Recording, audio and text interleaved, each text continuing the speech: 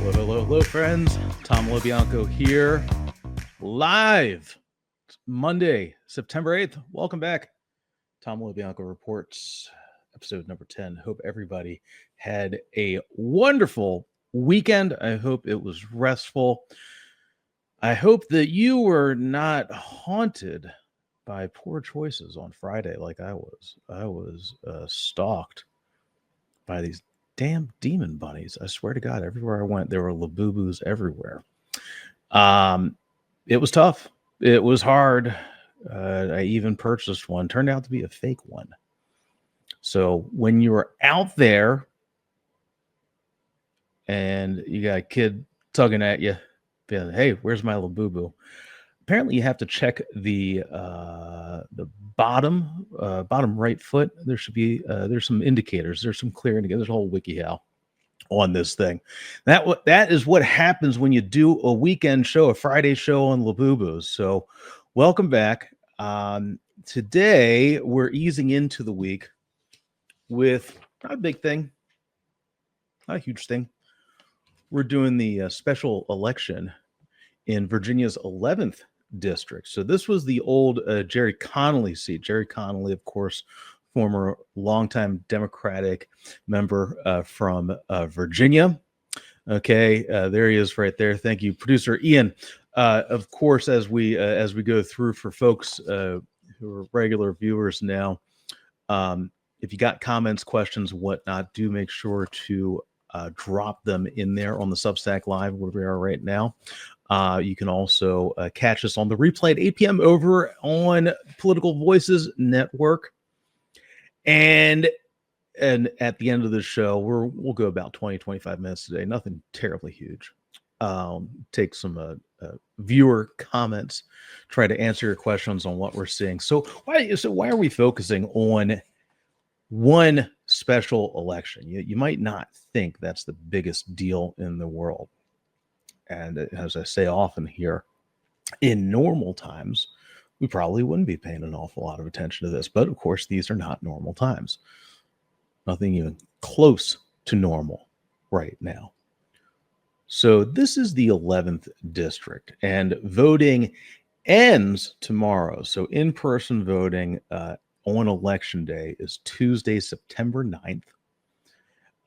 Early voting has been going on for quite some time, and this is to replace Jerry Connolly. And R.I.P. Connolly, who was a fixture on the Hill for 16 years, long time for Virginia local. I believe he was Fairfax for many years before that. He was a local commissioner, and he passed away in May.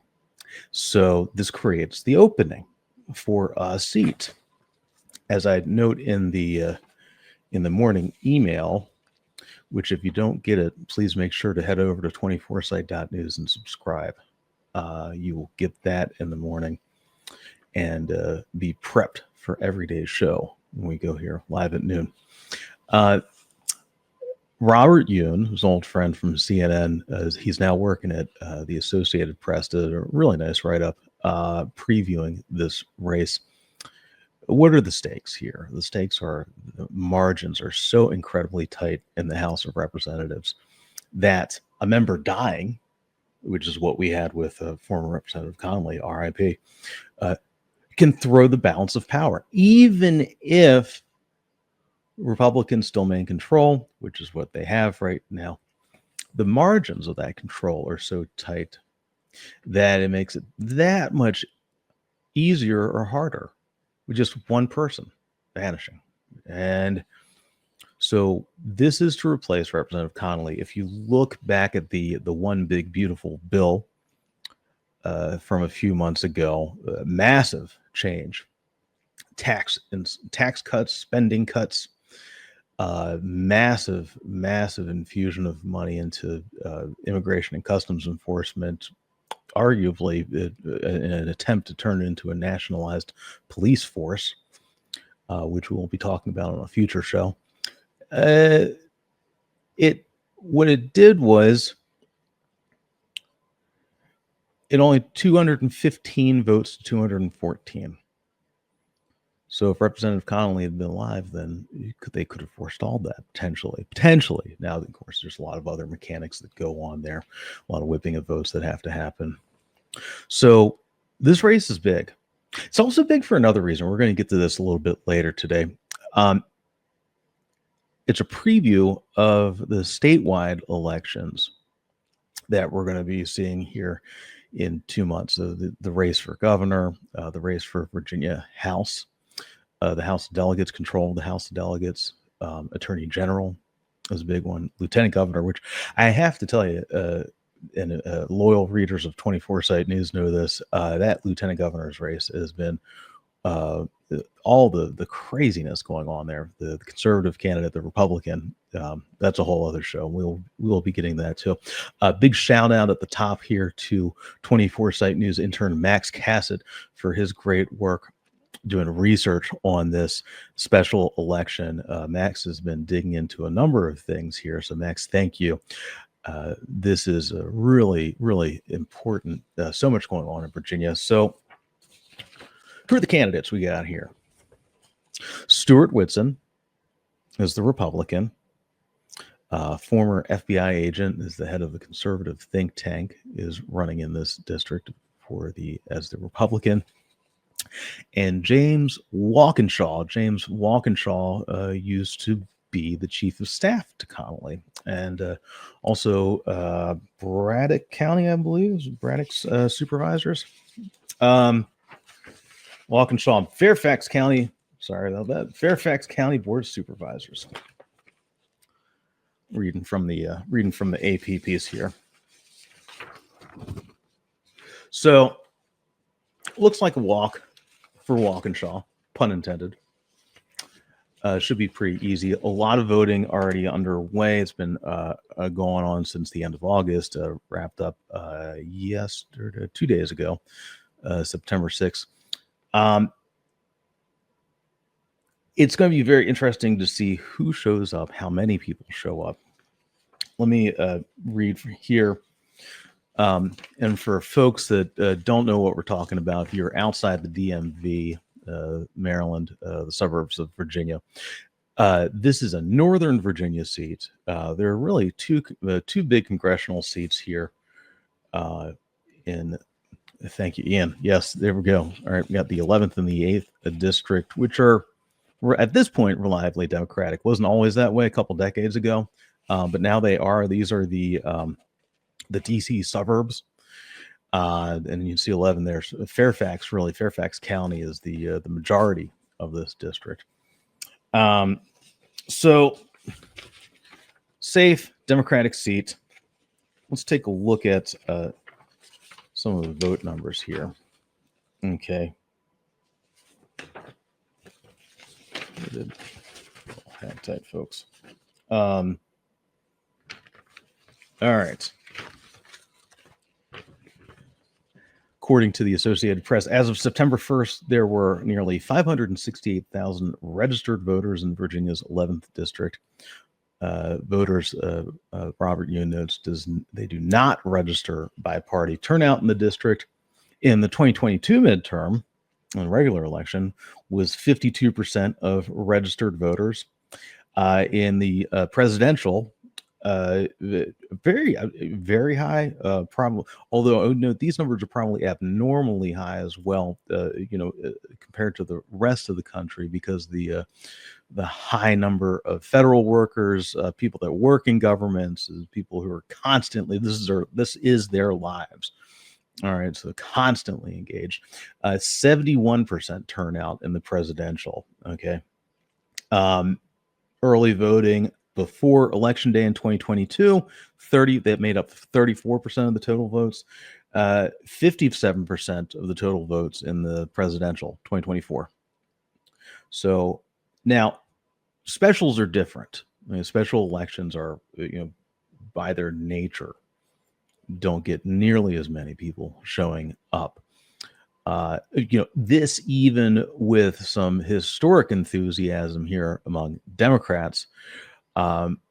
So I'm going to be watching, and we'll do a follow-up after we know this.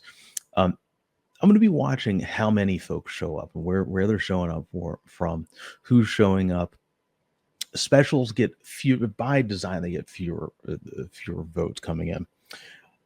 Right now, according to the AP, more than 48,000 ballots had been cast before Election Day. And the date on this story, I did the reader. This was recently, Robert, you put this out. So not a ton, but still pretty strong. And the AP also notes too here that we'll probably have the results of the race pretty soon at the close of business or at the wrap of the election tomorrow. In 2024, the AP first reported results from the 11th district at 7:38 p.m. Eastern time, 38 minutes after polls closed. So who are we talking about here? Who are these guys? Stuart Whitson. Let's talk about Stuart Whitson. Former FBI, served there for a decade, led the FBI's Directorate of Intelligence as his final assignment. He was deployed. He served and was deployed in Iraq, Jordan, and Eastern Europe in support of other. With the FBI in support of other FBI investigations. He's an Army veteran. Led more than 300 combat missions. So his thing is very much, and what he's been running on is very much Trump and Doge. Which is, I have to tell you, is interesting given the large number of federal workers in Northern Virginia. But maybe, if you're going to lose or have a pretty good sense that you're not going to win this thing, maybe he's running for something else. People run in political races for all kinds of reasons. So talking about a lot about America First policies and Doge cuts, he said the solution, here's according to NBC Washington, the solution isn't just let's put them back in the federal government and have them work in a unit that's redundant or ineffective. Find them a good private sector job so they can grow their income and flourish. I would note this messaging is very similar to the Governor Glenn Youngkin messaging on this.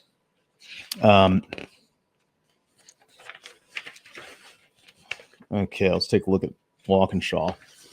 Now, Walkinshaw, the Democratic nominee here, is likely to walk in on this. Okay, there's a picture of Walkinshaw right there. Look at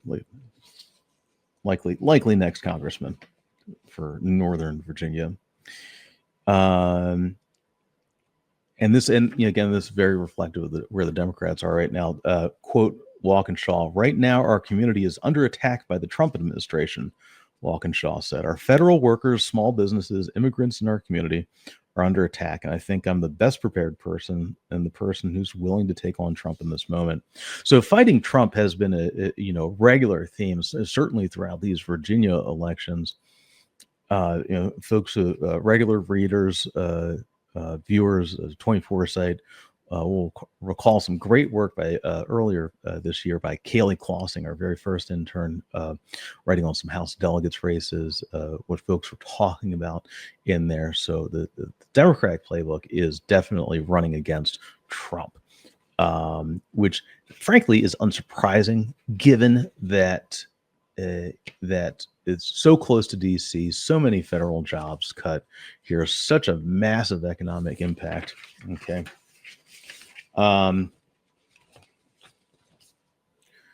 Pretty tight race in the primary there. But pretty safe. And also worth noting too, that before he passed away, Connolly did anoint Walkinshaw, his former chief of staff. He endorsed him for this. So that's really big.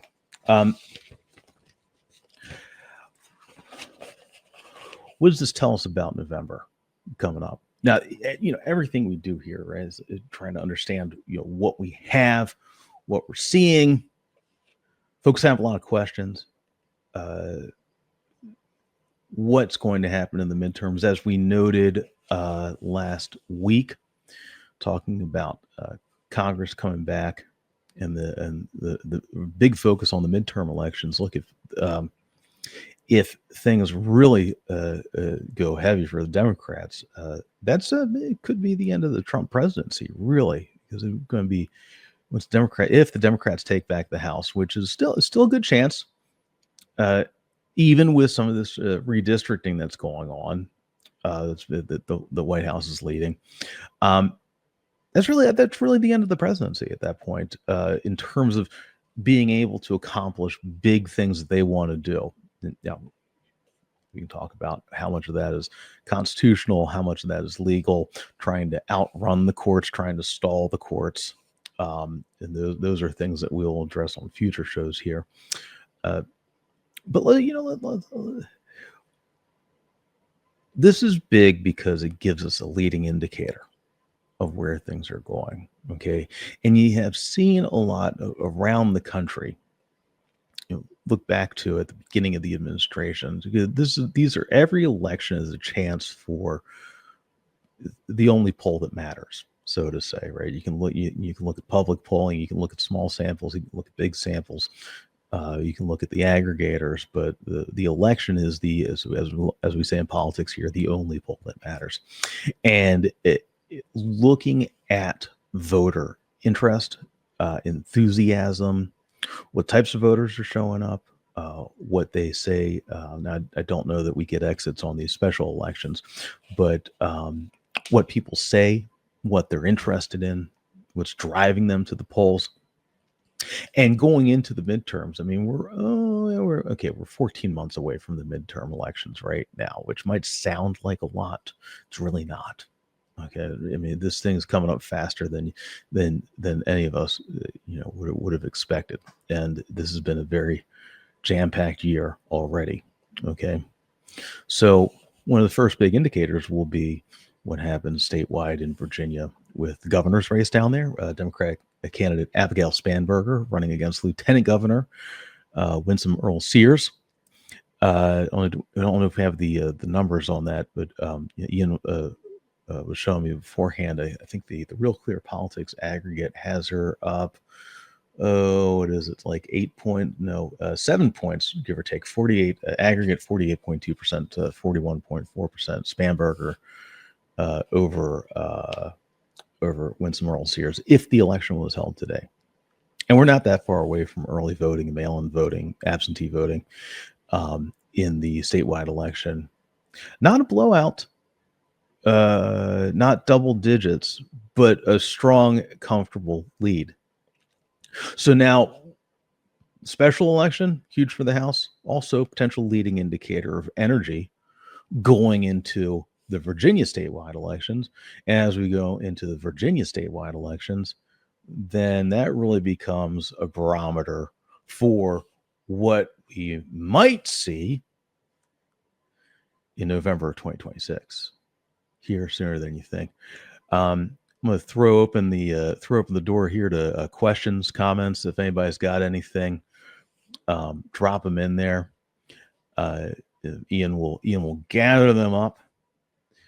And big thanks to all of our regular viewers. Love having you guys here. Let me pull up the site here. I need to be careful because I can't.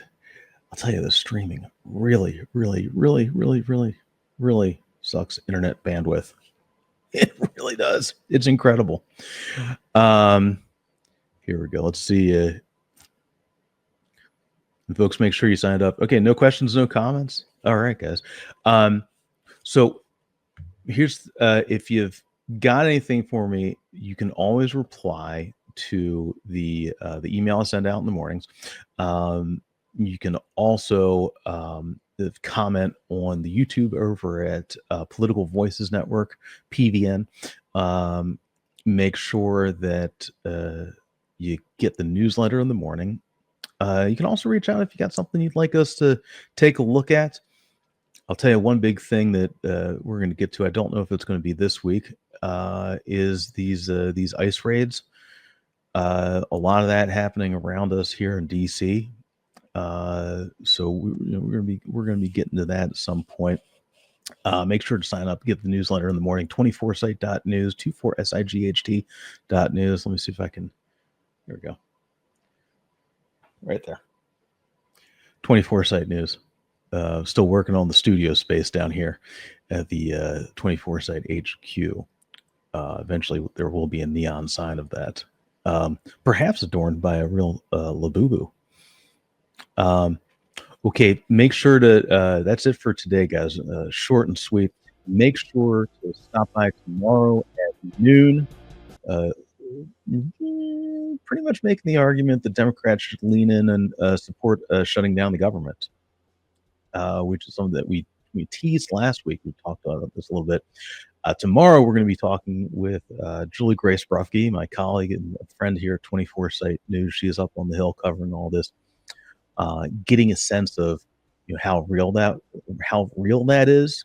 What would be the benefits? What are the drawbacks of that? As I noted last week, March of this year is very different than where we are right now in September of this year. So we could have the equivalent of a Democratic House Freedom Caucus, maybe. Again, not normal times. Thanks for being here, folks. We'll see you again tomorrow at noon. Cheers.